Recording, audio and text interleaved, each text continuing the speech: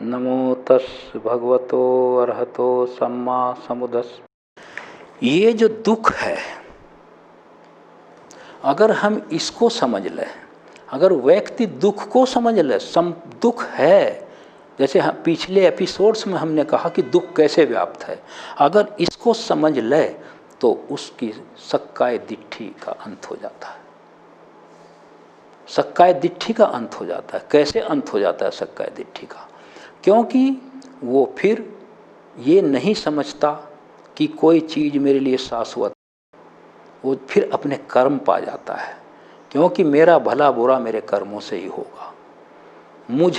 मैं बुरा कर्म करके किसी आशीर्वाद से, किसी अदृश्य शक्ति के प्रभाव से मैं बच नहीं सकता, जिसका कोई प्रमाण नहीं है। ये सब मानसिक कल्पनाएं हैं। इसी में संसार में व्यक्ति खोया हुआ है।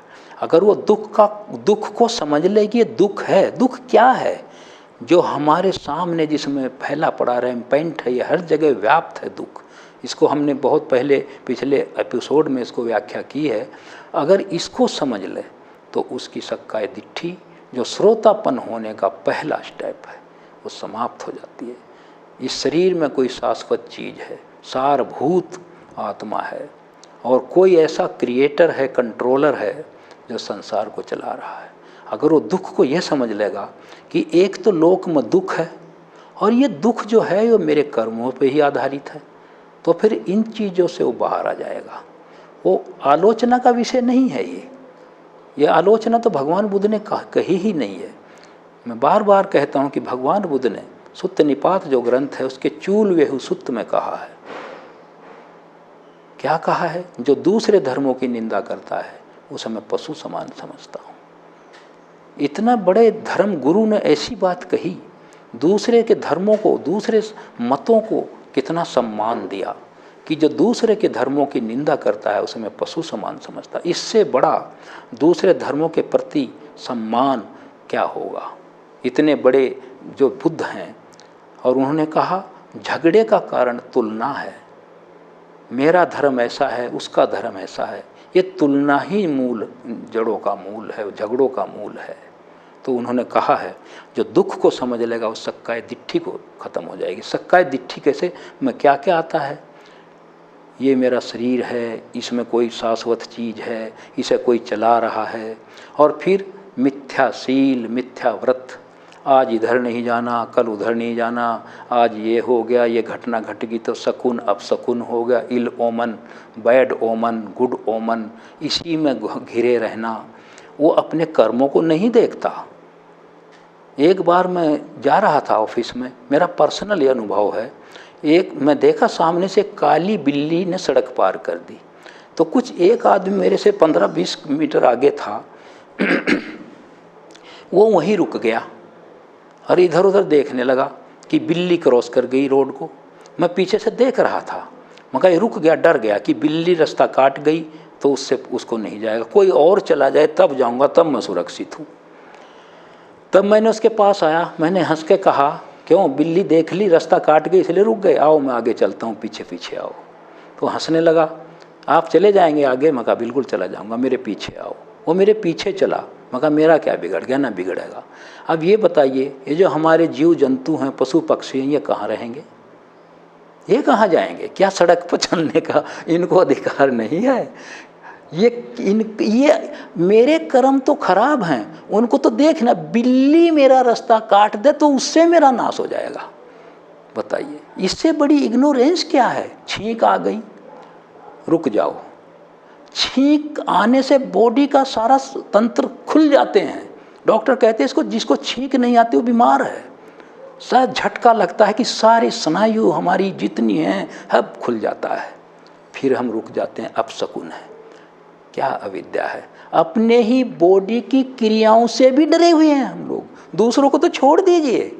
अब मेरा शरीर इतना, मैं अपने बॉडी को चाहता हूँ, लेकिन उसकी मेरी आँख फड़क रही है। एक बार मैंने डॉक्टर से पूछा, ये आँख फड़कती है? कहने लगे कि ये डर्म है, जिसको स्किन का, और एक डर्म होती है, एक स्किन होता है, इसके बीच में वायु घुस जाती है।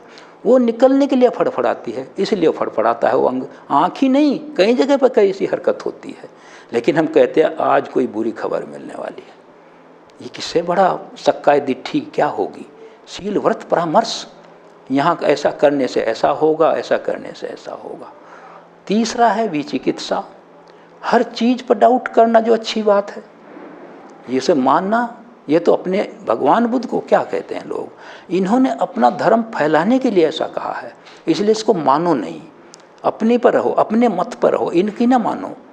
बुद्ध का नाम सुनते ही, उनके टीचिंग शिक्षाओं को बिना पढ़े ही हमारा मन बन जाता है कि बुद्ध ने तो इस लोक का विरोध किया है। तो उसको फॉलो करने से पहले ही हम लोग अपना वो नेगेटिव थॉट बना लेते हैं। तो अगर दुख को हम जान लेंगे तो सक्काय दिट्ठी समाप्त हो जाएगी। दूसरा, अगर इसके समुदाय को जान लेंगे हम, ये बहुत इम्पोर्टेंट है, इसके समुदाय को जान लेंगे। जैसे कहते हैं ना, काम तृष्णा, भव तृष्णा, विभव तृष्णा।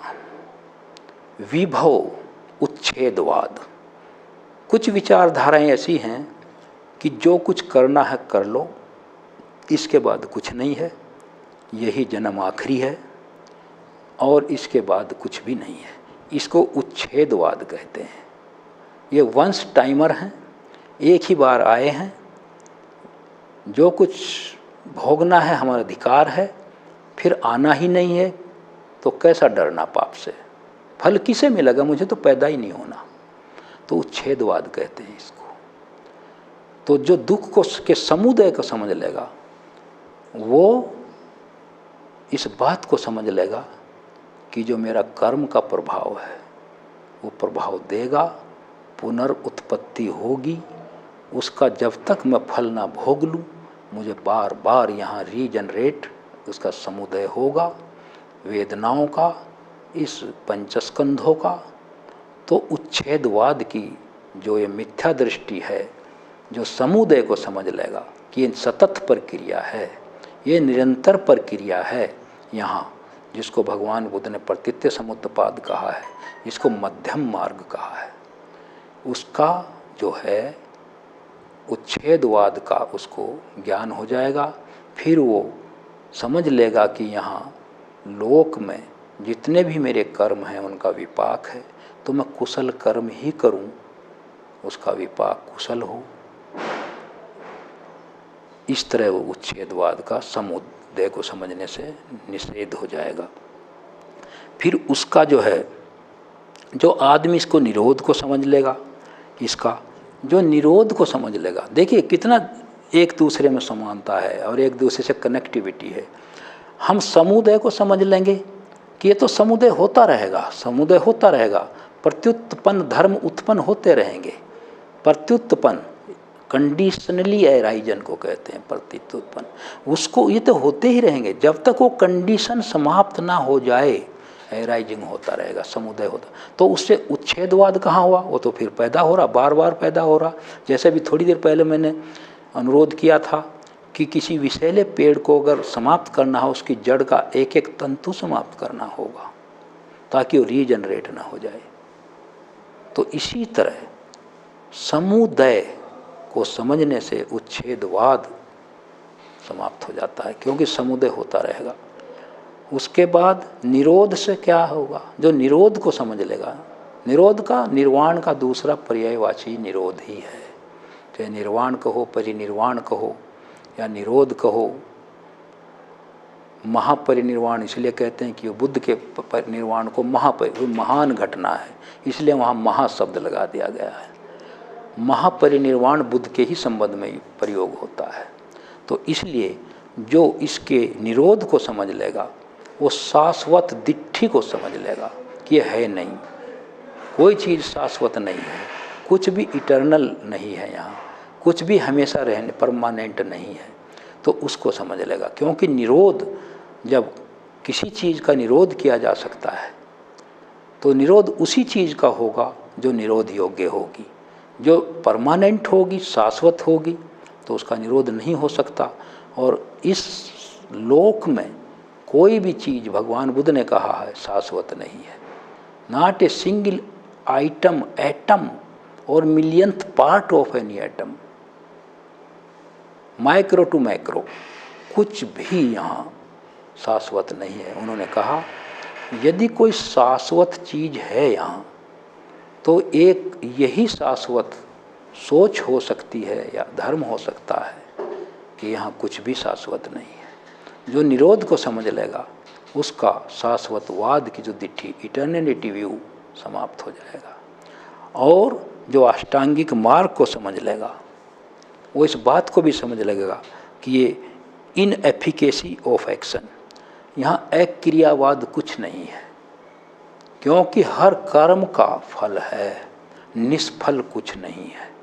और उसको निष्फल करने के लिए हमें अष्टांगिक मार्ग पर चलना है।